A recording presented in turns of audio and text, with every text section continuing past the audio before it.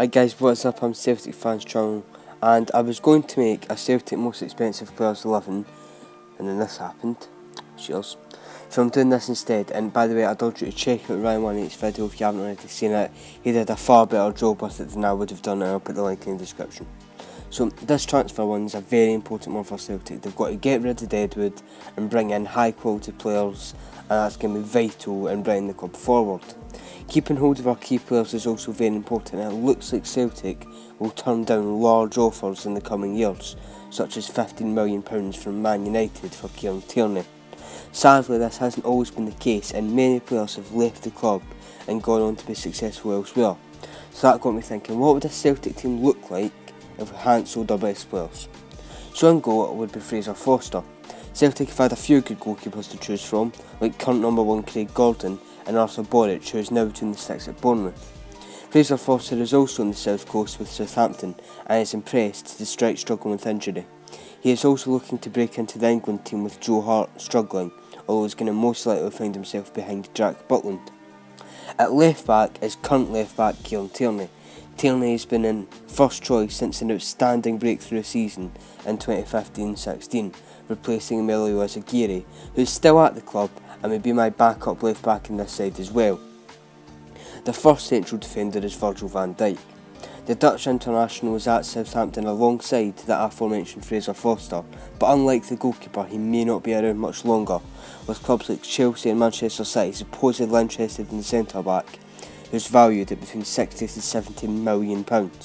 Liverpool were so desperate to secure his signature, they even broke FA rules in tapping him up, but got caught, apologised and then withdrew their interest. His defensive partner would be Jason Denial, who we technically didn't sell, as he was only here on loan, but we could have probably tried a bit more than we did to keep hold of him, and it's my list, so here he is, so hear me out. I know he's failed to break into a weaker City defence, and he was relegated at Sunderland, and he didn't even make that many appearances at Galatasaray, but in his time at the club, his defensive partnership with Virgil van Dijk was the best I've seen at Celtic, so he narrowly beats Jozo Simunovic to starting place in this team. At right back is current right back Mikael Lustig. Lustig has been excellent at the club, especially this season.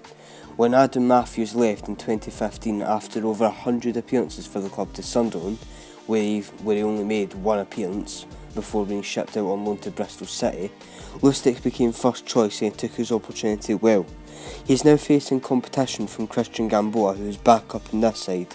As good as Matthews was at Celtic, I just prefer Gamboa. I think right back's one of the strongest areas Celtic have at the moment. On the left of the midfield four is Chris Commons, who is currently without a club after his contract ran out at the end of last season.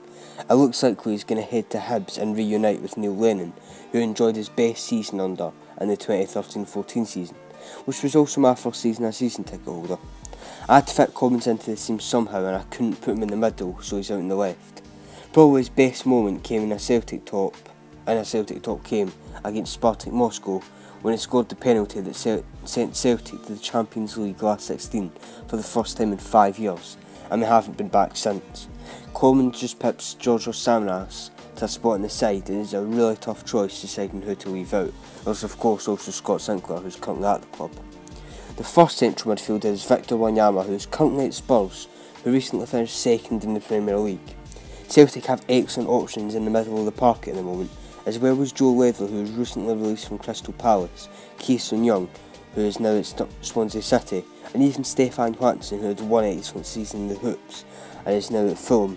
This was a very strong area of the park when it comes to Celtic, and it still is. His partner is current captain Scott Brown. Brown has improved a lot this season under Brendan Rodgers, and he was recently offered a new contract, and a testimonial is currently being planned as a thanks for his service to the club. On the right is Aidan McGeady. McGeady may not have set the world alight after leaving Celtic for what was at the time a record fee received of £9.5 million for Spartak Moscow. He was excellent in his time at Celtic, where he won 3 league titles and 2 of each domestic cup, as well as being our Young Player of the Year 3 times.